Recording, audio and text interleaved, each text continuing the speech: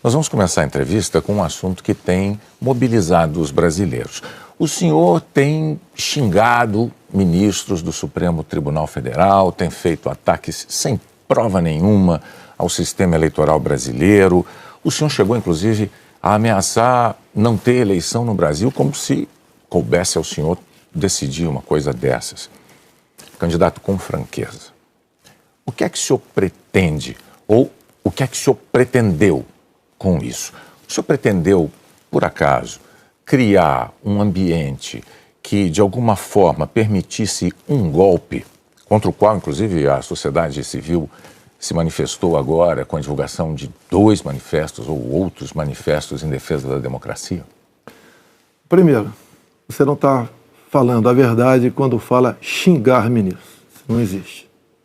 Isso não existe. É um fake news da sua parte. Outra coisa, eu quero é transparência nas eleições. Vocês, com toda certeza, não leram o inquérito de 2018 da Polícia Federal, que inclusive está inconcluso.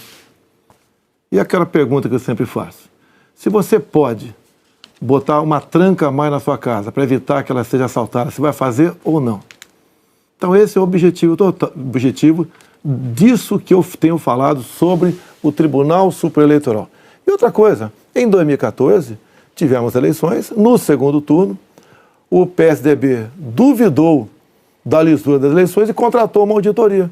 E a conclusão da auditoria do PSDB, que as urnas são inauditáveis.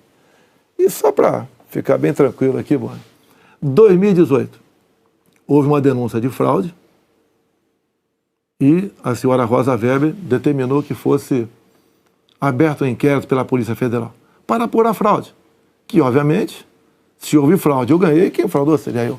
A PF começou a apuração. E quem informou o que eu vou te falar aqui para a PF foi o Tribunal Superior Eleitoral.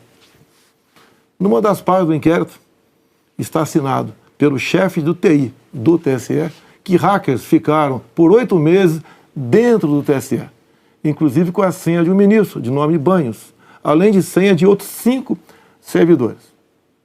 Imediatamente, a Polícia Federal pediu os logs, as impressões digitais do que ocorreu nas eleições de 2018. O TSE podia ter informado no mesmo dia, mas 7 meses depois, o TSE informou que os logs haviam sido apagados.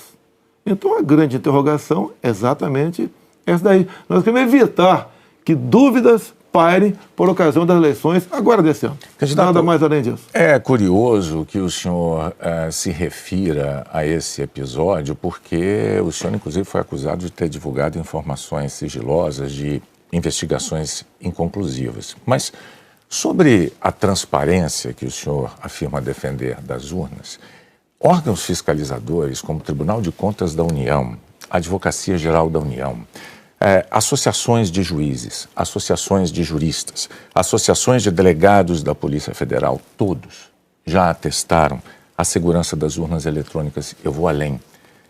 A transparência e a segurança das urnas eletrônicas tem sido motivo de orgulho da maioria da população brasileira. Agora, o senhor começou a sua resposta afirmando que eu tinha cometido fake news. Em nome da verdade, candidato, o senhor xingou o ministro do Supremo de canalha. O senhor fez isso com o microfone. Então, e ele vinha fazendo contra mim. Mas, candidato, eu lhe perguntei qual era o seu propósito. Lembra a pergunta que eu fiz ao senhor? Qual era o seu propósito? Falou ministro. Foi um ministro específico. Senhor. Tá ok? Tá refeita aqui a dúvida? Mas não, é que o senhor disse que eu cometi fake news.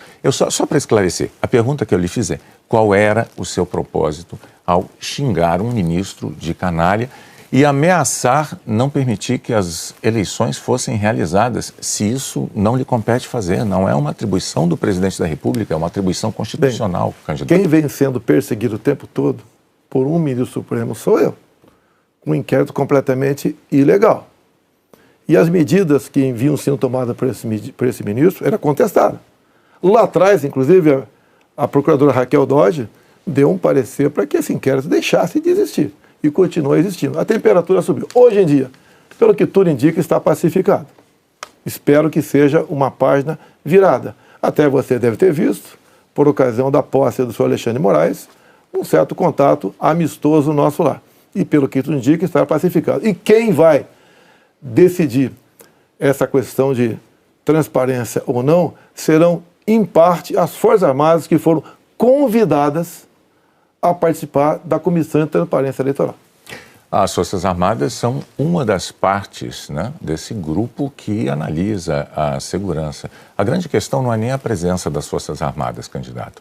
A grande questão que se dá é que o senhor se coloca como patrono das Forças Armadas e a forma como o senhor ataca o sistema eleitoral é que causa ruído e que causa uma certa intranquilidade no ambiente eleitoral. Teremos eleições, o ministro Alexandre de Moraes acabou de assumir.